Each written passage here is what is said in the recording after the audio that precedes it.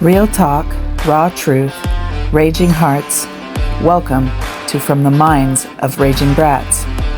Like, share, and subscribe. Hi, welcome to From the Minds of Raging Brats. I'm Heather. And I'm Ashley. So how's your week? I have been very flustered this week and pushed out of my comfort zones, but it's literally my own fault.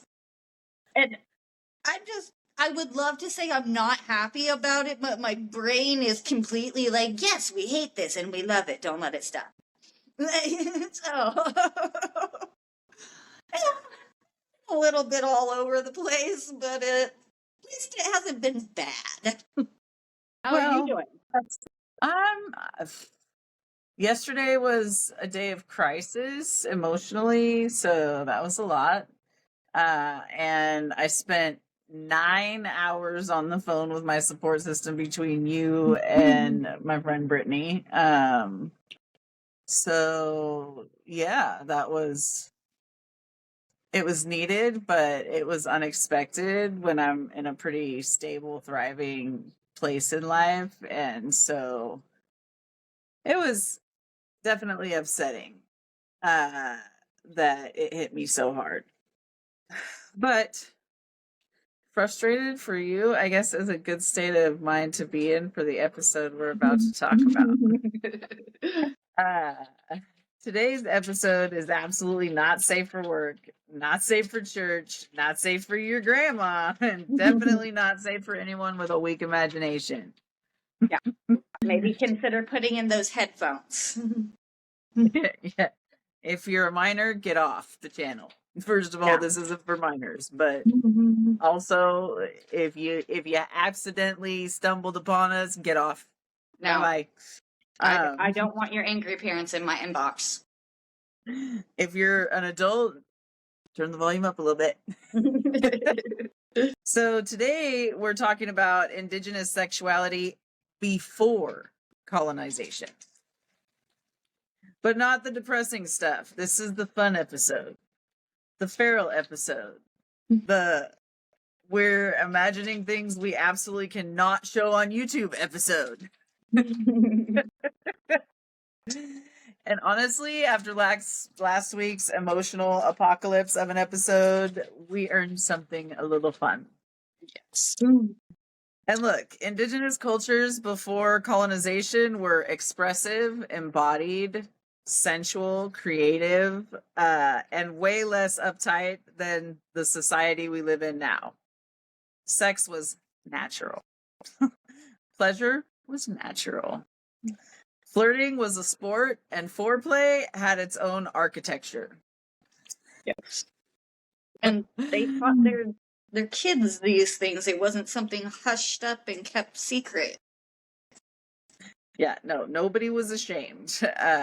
Pleasure was sacred, and it was treated that way. Picture this.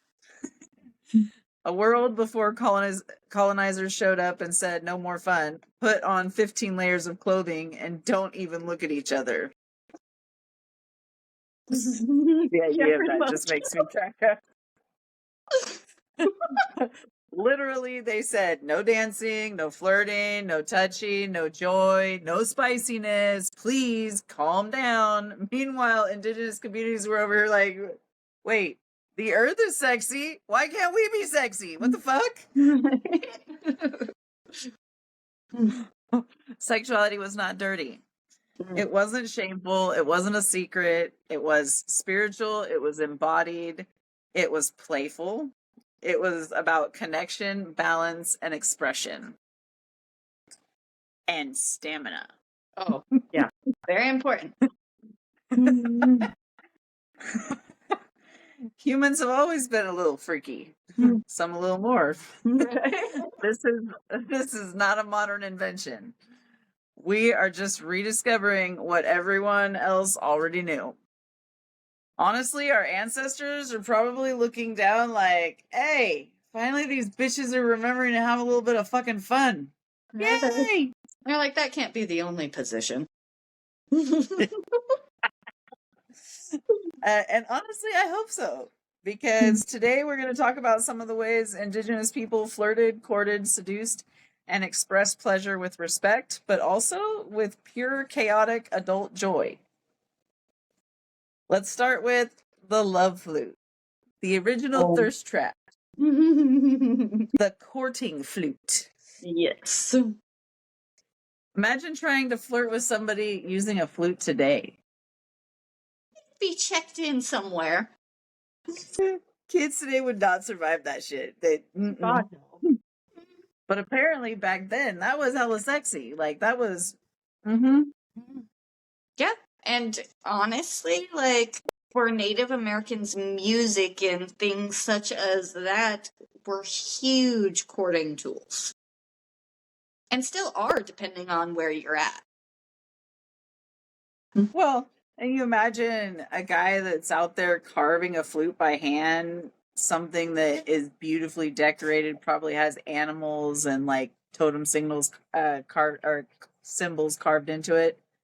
Mm-hmm. And then he's just standing outside of a woman's home playing a song that he also made just for her. Like, Okay, so this was the Native Americans boombox and mixtape, is what you're saying.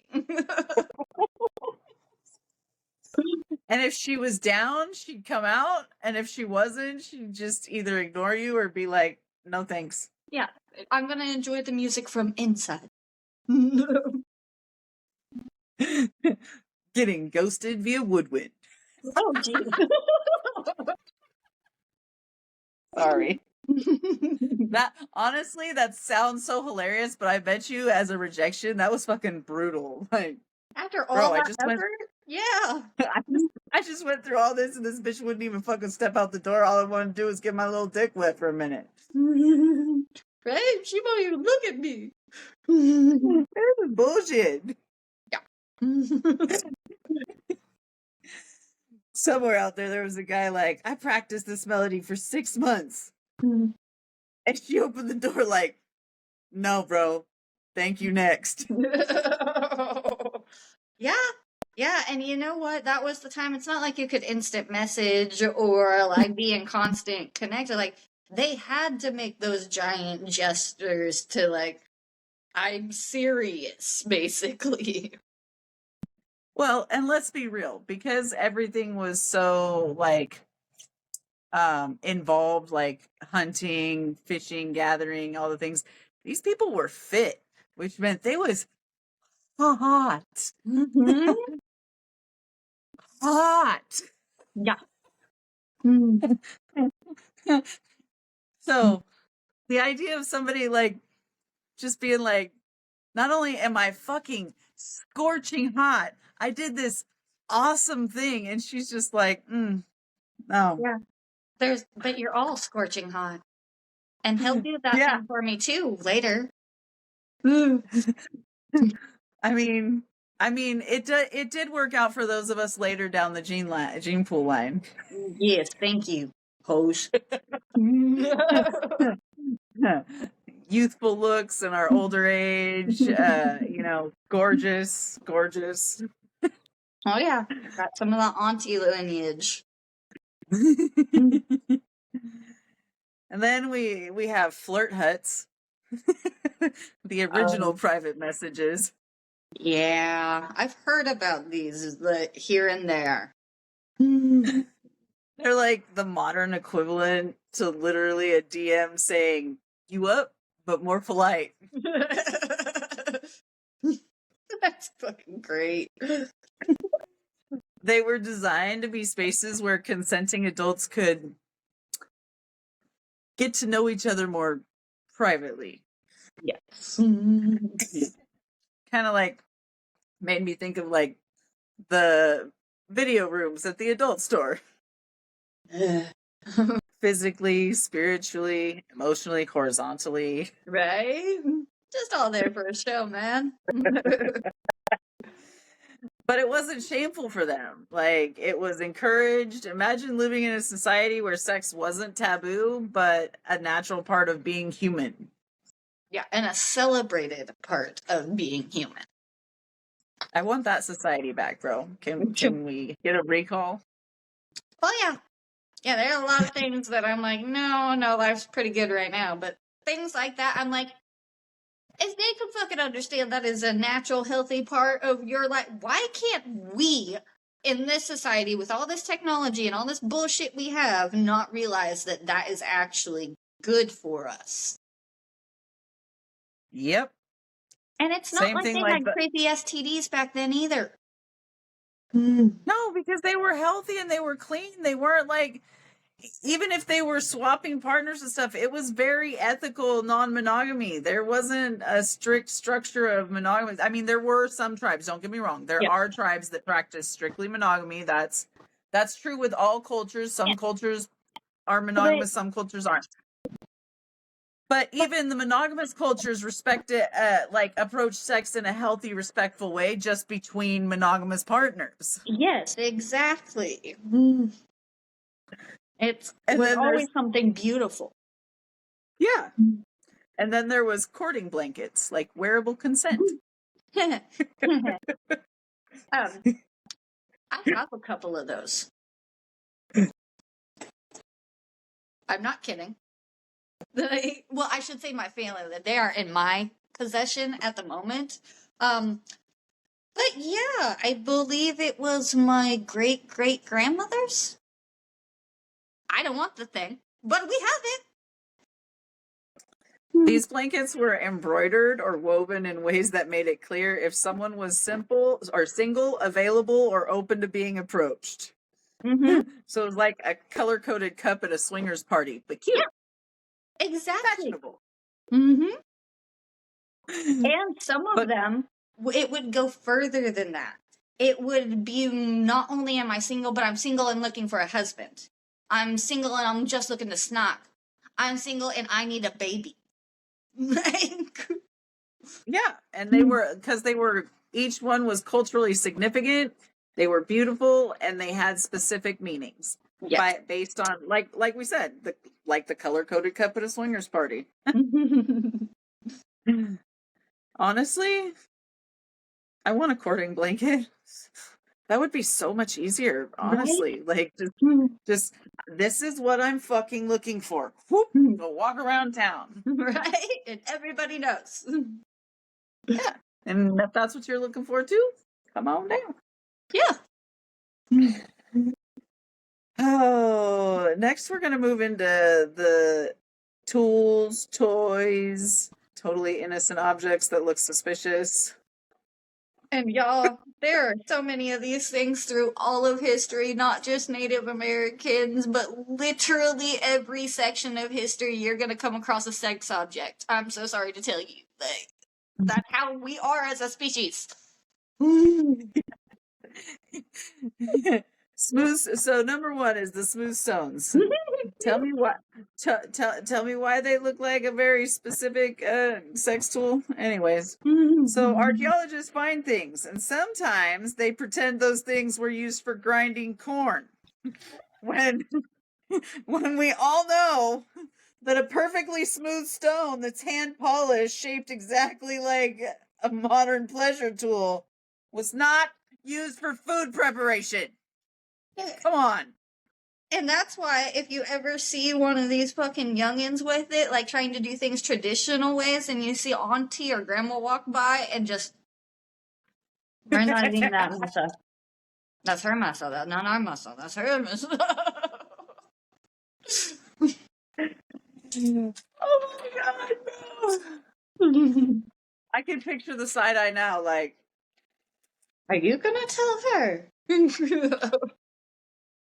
I mean, I'm not exactly sure how they were using that kind of stone to grind corn unless they were like using the corn under the stone to grind on it, so it was causing like a vibrational thing going on. Technically, you're right. I have seen how they show you to do it traditionally, and still after that, I'm like, that looks inconvenient as fuck, and you're gonna tell me they never figured out a better way? They just wanted corn shavers? And I'm not saying we're factually accurate. This is obviously pure speculation and fun. This episode is fun. We're just taking some historical factual stuff and then adding our little twist of spice to it. So don't come for us that we're changing history. We're not doing that. We're just having fun with it. And no, we're not changing history, but let's just look at today's facts. Today, when we have dildos, vibrators, like magazines, anything you could really want, male or female, for a toy, and yet people are still being sent to the doctors because phallic-shaped items get sucked up the back end. And you want to know why? Because people are people, and we're like, that looks like that. I wonder. And guarantee it was happening way back then too. Yeah, I also guarantee a lot of these were invented specifically for it, and archaeologists didn't want to have to picture the fact that they were handling something that had been up inside somebody else in who knows what ways. Oh yeah, it's like the archaeologists that flipped out when they realized they had a hold of Cleopatra's dildo, the one that she would capture bees in so it would vibrate. I can only imagine their reaction when they looked at it and they're like, ah! Wait, don't drop it, it's a person's artifact! Our next one, leather-wrapped objects. There were these objects wrapped in hide or leather that historians call ceremonial. And, well, I say they have an interesting shape, or very interesting shapes. Very handheld, very ergonomic. And also, with the shapes, what ceremony are they performing? I will say this, depending on the tribe, some Native American tribes believe that there are ceremonies where you have sex in front of people and do other things in front of people to harness the energy and attract the attention of the old gods. Well, we will never know for sure, but True. If you wrap leather around a stone just right, you can use your imagination. Yeah, like I said, there's so many things in history that I would never want to change if I got a time machine. I just want to go back and see if we're fucking right. Right? Then, there's carving shaped like body parts, explicit, detailed, but official description is always fertility symbol. Mm-hmm. And I mean, technically that's not wrong. About it. Huh? They put the statue under their bed and never thought about it again. While you're trying to have a baby. Yeah, I highly doubt that. But it serves two purposes: worship and workout. It's sometimes at the same damn time. Yeah, I feel like some of those were while they may have been fertility symbols, they were also ancient style porn. Yeah. Let's be real. Oh yeah, that was a nudie magazine. Yeah, let us not forget Pornhub was not a thing. Yeah, and neither was Playboy. So yeah, they had to figure something out. Just saying. Then we're moving into body paint, scents, and seduction rituals. Number one was natural scents, or the original aphrodisiacs. Sage, sweetgrass, cedar, pine resin. These weren't just for cleansing. People absolutely used scent to attract partners. Oh yeah, especially back then. Yeah, and listen, if someone walked up to me right now smelling of warm smoke and cedar, oh my, listen. I'm not even back then with a tribe full of hot men ready and willing. I'm me, current day, and I just imagining some hot guy walking up to me smelling like smoke and fresh cedar trees and fresh oh my god, dude, I already imagine myself coming all over undone. Yes sir. Yeah. Where, when, and what, who?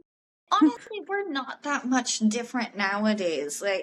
I cannot speak for everybody, but I can speak to the majority of females that I know. If in for me, it's anybody because I don't have a preference. But like, man, woman walks by, they smell really good. It's an instant like lock in and be like, huh. And even if it's just for a second, you take more notice of the person that smells amazing to you than somebody that doesn't. Yes, I do. And if I was back then and you walked by me smelling like those things, I'd have been like, listen, there's a flirt hut right over there. I think that is unoccupied. Right? I'm sure. Especially like if they were like, oh, or especially with how open they were about sexuality. It wasn't like nowadays where people would be side-eyeing me. They'd be like, get it, girl. And I'd be like, don't trust me. I'm I'm gonna. trying. Don't hold me back. Oh, man. That's exactly the energy that I carry. Scents were overwhelming like modern perfume, and scents still are to me, but yeah. They were earthy, intimate, personal. You knew someone's natural smell plus the sweetgrass on their skin. It's pheromones plus it's also spiritual. Oh my God. Dude, that literally just gave me like the chills. Like I felt my whole body warm up and then the goose pimples. I was like, oh. Yeah. That's scientifically and spiritually. Oh, yeah. Then there was the body paint, the original thirst trap. Now picture this: special occasions, festivals, dances, and people applied body paint and patterns that told you everything. Oh, yeah. Much like the Shaw. yeah, I already forgot the name of it. I'm terrible right now today. My ADHD is on high, so I apologize. This is why I'm having to read. I had to get it all in writing because I would lose my train of thought in 5 seconds. Color-coded sexuality. See, this is what we need now. Yes, we do. We need it. We need it right now. It would make things so much easier. Oh my fucking, if I could just stop explaining to everybody that's interested in me all my shit and I could just be like, look, figure it out. Red ochre across the chest, maybe flirtatious, charcoal streaks down the arms, maybe signaling availability. Certain patterns meant I'm open to being approached. So body paint back then was basically like the Instagram stories set to close personal friends. Yeah. And honestly, I've been to events, and not Native American events, I will preface that, where it's still very much the same. It is naked in the woods in front of a big fire. People are body painting each other, and there are specific reasons for specific like things that you paint on each other, and you hang out, and it was just this energy. Well, picture this, because since this is indigenous, picture this, like imagine somebody walking towards you painted in deep red clay, the sunlight hitting their skin, and they're indigenous with that brown undertone already. Bro, I'm already a puddle. What? That's great. Calm down, ma'am. I'm just walking through. No, you're not. Not no more. Now you're running me through, sir. Yeah. The point I'm trying to make is our ancestors knew how to be sexy literally while wearing dirt. Yeah. And they honored that sexuality, man. And it looked better than half of the fucking designer tags that people wear now. Like, Yeah. Then, we get into courtship dances because foreplay had choreography. Before dating apps, before texting, before sending someone a spicy photo, there were courtship dances. Oh, yes. And it is something that is still taught in every tribe. They're all different, but we all have our courtship dances and our rules and our different traditions around them. I feel like this is the part where everybody gets sweaty in the best way. Yeah. So it's that, so one of the things, I went to a multicultural camp when I was younger that specified, they were teaching Native American children that had lost their culture and little white children about Native American culture, and there was only about 4 of us that had even ever seen a res that were there. they taught us the dance of 10,000 horses. The dance of 10,000 horses is very important in my tribe, but basically, in our tribe, the women are very much in control of their sexuality and what they do with it and who they're with. And so the woman would walk up to a man. And if she asked you to dance in this, like, you didn't actually have to start courting, but you had to at least do one of these dances. If she asked, men were not allowed to ask to do this dance. If you told her no, you owed her father 10,000 horses. It's very rare to be told no for that dance. I mean, that's empowering to women, but also Again, that's a it little was a sad for dance, men. and this on my tribe, they were not naked. It was a dance, and then at the end, the man could be like, "I had a good time," and go back to his seat, or he could be like, "No, we're gonna keep dancing." Well, and dancing was a language. You signaled interest with how close you moved, how you mirrored someone, how you used rhythm to flirt. Mm-hmm. Kind of like grinding, but with meaning. Yeah, we do the same thing in clubs. The moves have just changed. Yeah, definitely. Well, not as much nowadays. Back in my day, in the like, or I should say in the early 90s, the clubs, and even through the late 90s, the club scene was very much like that.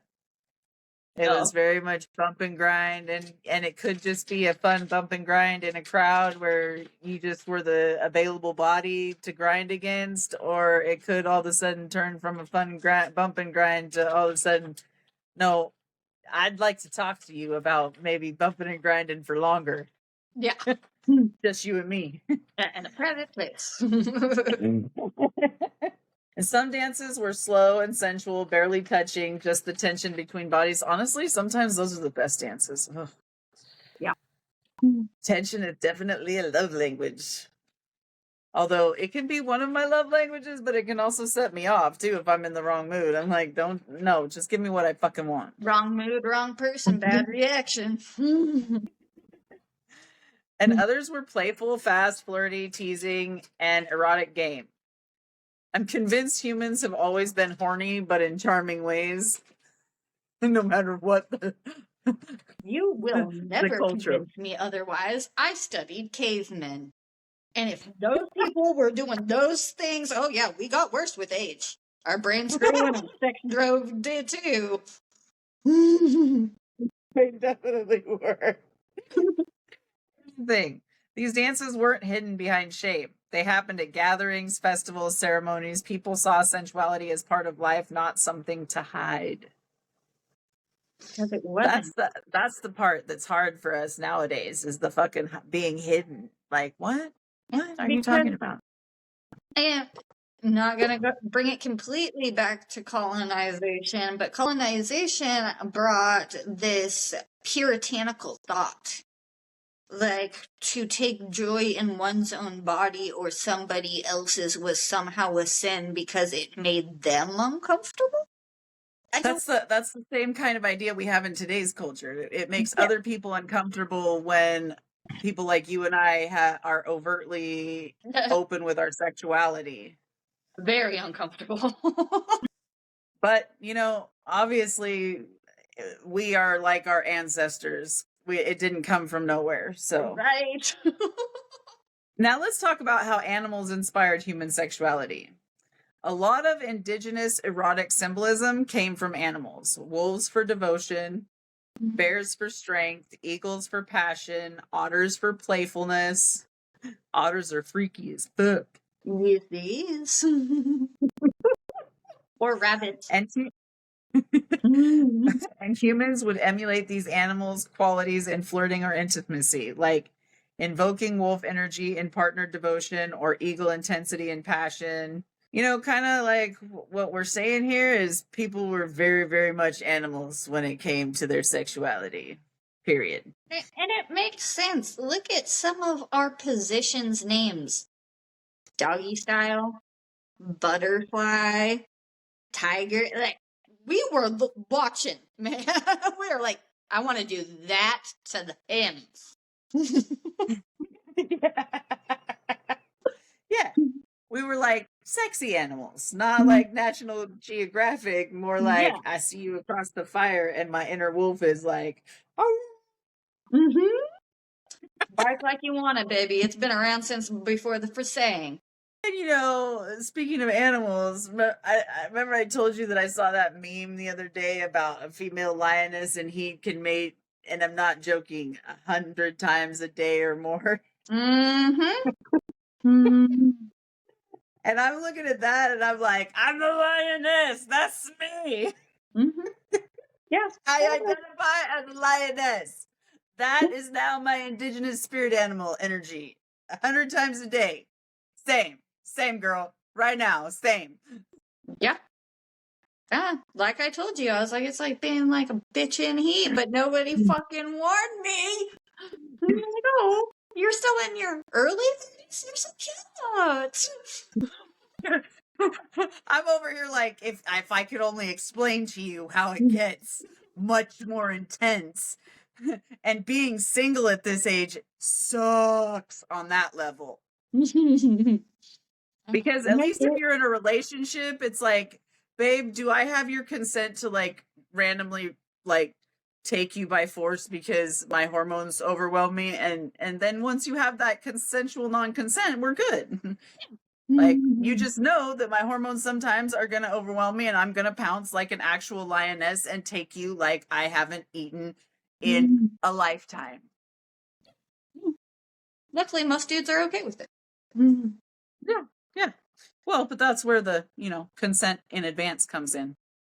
Consent is key. Always. So if at any point during this episode you hear our lioness roars, just mind your business, because go about your day. It's our ancestry. It's our ancestry calling us to reclaim it. I'm like, bitch, you need to get laid. We're bored. Go do something entertaining. All of that is true. Yes. And honestly, a lot of indigenous traditions did use animal comparisons in sexuality. They saw appetite as strength, passion as power. So identifying as a lioness is spiritually accurate, personally accurate, hormonally accurate, and relationship standard accurate. Very true. But we still do it today, and not just like with positions. Like the reason like you and I got on that topic is because I was like, I'm like a bitch in heat. What the fuck? I'm like a fucking bitch in heat. And I was like, later on that night, I was like, I called myself a bitch in heat, and the other part of my brain goes, and you are. It's like, were you lying? No, you were not lying. That's accurate. But yeah, we still do the comparisons to that. Or if somebody has sex a lot and they got a bunch of kids, they fuck like rabbits. Stuff like that. And there's good reasons we do it. I will never be compared to a rabbit because I will stab a motherfucker for doing that 5-second bullshit to me. Not literally YouTube. That was a joke. That was a joke, YouTube. That was a joke. But I might elbow him really hard in the gut so it hurts for a while, because what are you doing? Yeah, because it's stamina, bro. Stamina. It's necessary. Stamina. So can we repeat it with me? Stamina. It's necessary. It's important. Oh man, many tribes had sexual positions named after animals, and no, we are not describing them here. YouTube will hate us. We are not trying to get banned. Look it up, man. But they Google. Yeah, but they had names like the wolf embraces, or the eagle entwines, or the bear mounts. Bro, if you have any imagination at all, that last one gave me shivers. I was like, yeah, that's a great one, by the way. I'm just over here overheated just talking about all this. I don't need to see diagrams. My imagination hears stuff and it's like, bitch, say less. Say less. I got you. That's why I didn't be like, oh yeah, that's this. Like, It's great though. You should do it. You'll love it. These names were metaphors. They described energy, emotional tone, or the symbolism it invoked. So, like, if it's called the wolf, it's probably passionate and connected. Or if it's called the eagle, it's intense and focused. And if it's called the otter, we're not going there. Yeah. Safe word. Safe word. But those of us here, I don't know about y'all in the audience, those of us here, we're not talking about it, but we're sure the fuck imagining it. That's allowed at home too. Right? Go ahead. Picture it. Picture what it could possibly mean. Or, you know, be like me and actually find out. Google some stuff and then try some stuff. Yeah. God, can you imagine if our ancestors had Google? We would have never died out. We would have been even freakier. No, we'd have been so busy procreating with new inventive ways that there would have been no way to kill us out. We'd have been overpopulated by the time the colonizers arrived. Exactly. And honestly, by that point, it would have been like, cool, fresh blood. I like a whitey with blue eyes. Come here. Right? Let me show you. Oh, God. Sexual fluidity was normal and hot back then, too. Ooh, In yeah. so many indigenous nations, gender wasn't restricted to male or female. People could be two-spirit. Like us. Yes. Embodying both masculine and feminine energies, and their sexuality was respected and often celebrated. Yeah, and many tribes, if you were gay or lesbian, you were actually revered because it meant you had to have two spirits living within one vessel, which meant you were looked down favorably on the ancestors. They thought you could handle more than the average person. Yep. Two-spirit individuals often had their pick of admirers because they carried unique spiritual and emotional power. Imagine a society where being fluid made you more desirable, not less. Mm-hmm. We actually used to have that. Like, before there was any of this new cultural bullshit that we have now, we had that, and colonization erased it. Like, but today, like here in this moment, we get to reclaim that truth that fluidity was sexy as fuck. Diversity was sexy as fuck. Identity was sacred. Period. Yeah. And you were given And a lot of honestly, freedom to figure that out, too. well, and honestly, anyone who carried both energies was total main character vibes. Mm-hmm. Like, people weren't going ew and ostracizing you. There weren't people being homophobic. They were like, you had men and women both vying, going, pick me, pick me. Yeah. Yeah. And especially, I will say, for men that were gay, a lot of them were kind of revered by other men because other men that were straight, they're like, you are brave to like want those and accept things in your body that way, basically. But you were brave. They weren't looked down upon. Like, of course, they were like, that's not what I want. But how amazing is it that you can take A, that pain, and B, actually like talk and connect us to our ancestors, both male and female. Well, and indigenous erotica was actually a genre. Like, people don't know this, but a lot of indigenous tribes and nations had erotic stories, like oral traditions passed down that were playful, suggestive, funny, symbolic, and very much adult. Oh, yeah. Like bedtime stories, but for grown folk. And some of those Some stories were are still used, told. a lot of them, within tribal Yes. confines. Exactly. Oh, sorry. Some were used for teaching about desire, others about relationships, others about fertility or emotional connection, and many were just very spicy. Yeah, they were. But not pornographic. Or like, let me tell you a metaphor so vivid your imagination fills in the rest. Native Americans are very good at that, I will say. They are definitely one of the most talented nations for storytelling. Yes, they are. It is one of their greatest talents. There were erotic compliments, the kind you say to someone, with intention when you're courting. Like a common one, or some common ones were, your voice warms me like the sun on my skin. Or the way you move is like the wind leading me home. Or I dreamed of you and now my body remembers you. Bro, Mhm.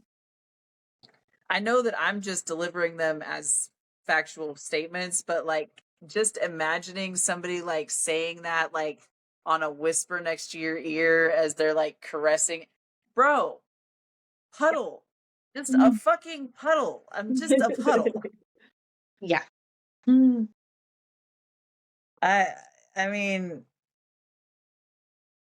so seductive, so hot. They did not do bare minimum flirting. Shit was poetic. Natives didn't do bare minimum anything until alcohol got in their system. And then half the time, I bet sex wasn't one of those bare minimum things when they first started drinking, because shit, drunk sex is fun sex. Yeah, but if they hadn't had their sexuality stolen and erased from them by colonizers, they would have never needed alcohol to get imaginative again because they already had the imagination in spades. This is true. This little thing right here caused a lot of destruction. I feel like alcohol like actually took a lot of the native creativity and It did. presence It of also self. made us passive, and it also made us gullible. But that is not what our episode is about today. I'm coming back to the topic. I want a man to tell me that my fucking presence feels like firelight on winter skin. Fucking yes, Yeah. please. Right? Why did that Something ever go away? creative. I mean, that is the energy that men should be fucking. What is today's energy with? I get WYD question mark, meaning what you doing? And I'm like, nothing much. And this is the creativity of today's men. Wanna fuck? No. No. Even if I I thought had you said before, you weren't reading those doing anything. words have made me dry. They're like, I thought you said you weren't doing anything. I'm not. I'm literally smoking weed and sending smoke videos on Snapchat and watching YouTube. And that is more interesting than the idea of you coming over right now based on our interaction. Yeah. Yeah, well. The art And the of hard language has been lost. And the hard part for me is that it really is like that because it can be a hot guy that I know knows what he's doing and is endowed and all the things, and I'm just like, but mentally you literally just made me dry as fuck, and so yeah, there's nothing, I got nothing. Yeah. Yeah. Well, I don't think most dudes realize that if they said like some of these things that the natives used to say, exactly how well they would probably do. As long as they didn't come off corny, Yes. eh, they would find out that they need to change their ways. That's all I'm gonna say.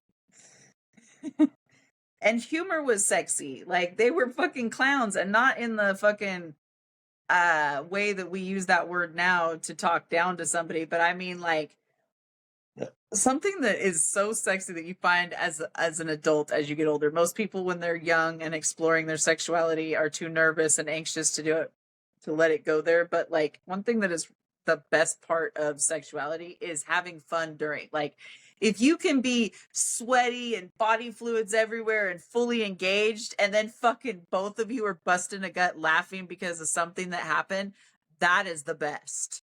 Yeah. It is the absolute best. Yeah, it shows a real level of comfort when you can do that. Well, it also it feels better. Your body responds in a way that feels better. Yeah. A lot better. A lot of erotic traditions had humor in them. Jokes, wordplay, teasing, double entendres. So basically they were like us. How many times do we have to say in the same episode that they're like us? I'm pretty sure that like even if our faces don't show the Might bloodline, be bro, our whitewashed, but I definitely got it in my DNA. yeah. Humor was considered seductive. A partner who made you laugh was seen as desirable. Honestly, if you can make me cackle, that is foreplay. Yeah. Like for real. Yeah. Then one of the biggest misconceptions is that indigenous cultures were all monogamous. Some were, but many had flexible systems. Polyamory, polyfidelity, multi-partner households, or partnerships that changed with seasons or life stages. Honestly, it was very few tribes that had monogamous beliefs before colonization. Like, there were a few. It did happen. But for the majority of tribes, up until colonizers came and made them feel bad, basically, for doing what they'd always done, it was common practice to polyamory, like polyfidelity, like you were talking to. And then a lot of tribes also had this thing of realizing that people grew apart. It wasn't a divorce. It wasn't it was, I enjoyed my time so much together and we're still going to take care of our kids and raise them right. But it's time to move on to different partners, on to different chapters of life. And it wasn't viewed as a bad thing. It was just growing. Well, and the kids always were raised by the whole tribe. Kids always are in indigenous culture. So it wasn't like they were losing their family or their culture because their parents were splitting up. It just was the way it was. Exactly. And it wasn't supposed to be something to be yelled about, fought over, like this life-changing, horrible thing. It was just the next season. Yeah, it was adults were being adults with choices, and women had agency. They could choose partners, leave partners, seek new partners. Oh, yes. Shame wasn't a factor. Maturity was. Mm-hmm. I really want to live in that society. Can we go back to that society? Something isn't working, you just be like, hey, this isn't right for us, and nobody gets hurt, nobody fucking loses their goddamn mind. And if there's never that exception of forever, then it's less painful when that time does come. And then those people that do make it forever and actually stay together and they're in love that whole time, they're the exception and it's beautiful. Well, and it takes the pressure off. Yeah. It takes a lot of the pressure off because sexuality can't be weaponized or moralized in those settings. Mm-hmm. Yeah. Many communities prioritized emotional compatibility, spiritual harmony, and physical connection. Sexual incompatibility was a valid reason to end a pairing. Imagine that being socially acceptable today. Like pleasure mattered, satisfaction mattered, communication mattered. People were allowed to be honest. I really love that for them, but I hate that for us that we don't have space. Can we reclaim that like now? Yeah. I think that can honestly be one of the best forms of preventative marriage or preventative medicine for a potentially abusive relationship. If you know nobody is expecting forever out of you and something feels wrong or whatever, you're more likely to be like, bye, instead of sticking with it for 20 years, just being like, I gotta be with them because this is what I was told to do my whole life.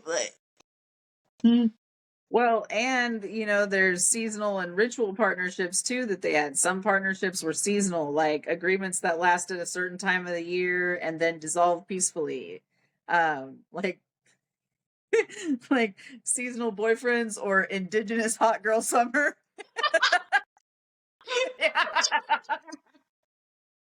I knew you were gonna get it. That's fucking great. I love it. I'm gonna have to send that to some of my girls. Bro. I'm gonna have to send that to some of my girls that are still on the res. But nobody was judged, bro. These were culturally acknowledged dynamics. It was fine. Like, bro, and I'm totally living for that. Spring equinox bay, summer solstice bay, harvest bay. Yep. Just getting what I Like, need, man. like I have my seasonal bays, I have my emotional support bays, like my when I need an aggressive grab me by the throat and hold me down while you force feed it to me bays. That one. Yep. Just build myself a little polyamorous calendar over here. Well, they were a lot more fulfilled and a lot happier doing that. Well, like I said earlier, they were built a lot different than them. A lot of these erotic traditions, dances, rituals, physical expression required stamina. Stamina, my favorite word, stamina. People were physically strong, active, agile. They were like CrossFitters, but fucking hot. I can't say that enough. They're hot. Exactly. Like courtship dances, alone with cardio plus sensuality training, all rolled up into one little bubble ball at a foreplay cardio dance. That's great. And that was just the opening. Then came the actual show, and that required a lot more stamina. There are stories in multiple nations about lovers with legendary stamina, not being graphic, just implying the long-lasting passion and multi-round encounters. I'm down. Sign me up. Please. Gotta be better than what I've been getting lately. They're like, round one's done. Check. Now let's switch you into a moon position and try again. Well, it was that, and it was also like, I believe, again, I have no scientific basis for this. I just have experience and a little bit of local knowledge, so to say. But a lot of Native American men, like, the reason they had such good stamina and they could go 5, 6, 7 rounds in a row and come each time was they needed children. So if they could tap you 12 times a night and come each time, that was 12 chances higher than the other dude that can't do that to have a baby. Yes, I see your face.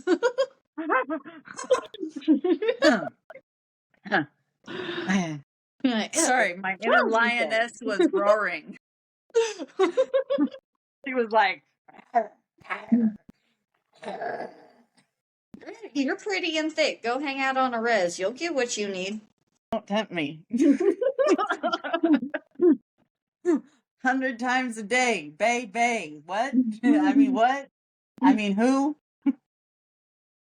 Yes, I still know my name. Get the fuck out of here. Tomorrow's a new day. This episode is gonna be fun as hell, but I'm a hot mess over here. Yeah, you're turning red, girl. Sex was a whole body experience for them. Boy, it's already a whole body experience for me, and I haven't even started with the sex yet, bro. Come on. In many traditions, intimacy wasn't just physical, it involved energy, breathing, rhythm, emotion, and even symbolism. So, like tantric, but indigenous. Pleasure was holistic, mind, body, and spirit.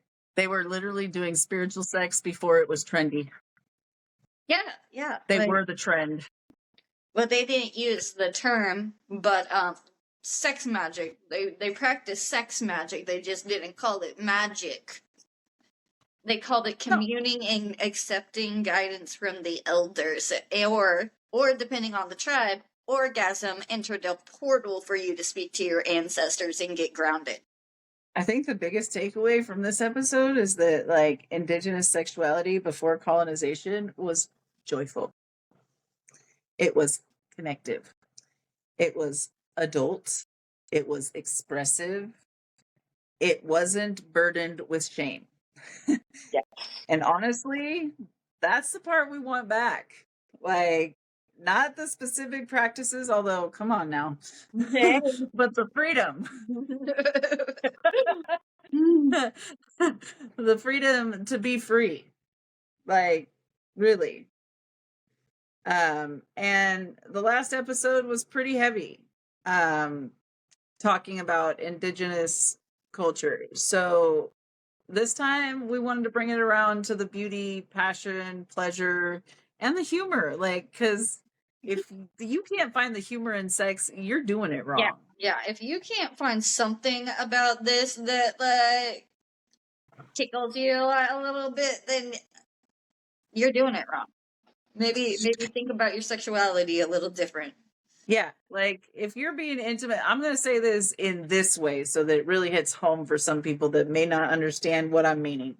If you're being intimate with your partner, this is a very common thing, and you hear a fart noise that isn't from a fart, and you aren't giggling with your partner, instead you're mortified, you're doing it wrong. Yeah. Because you shouldn't be mortified. You should be giggling and going, look what you just made my body do. Right. So I'm not embarrassed by the story, so I can tell like the story on here. There was a point in time when it's getting heavy, like, and I was in the middle of the woods, and I was on a cot with my partner.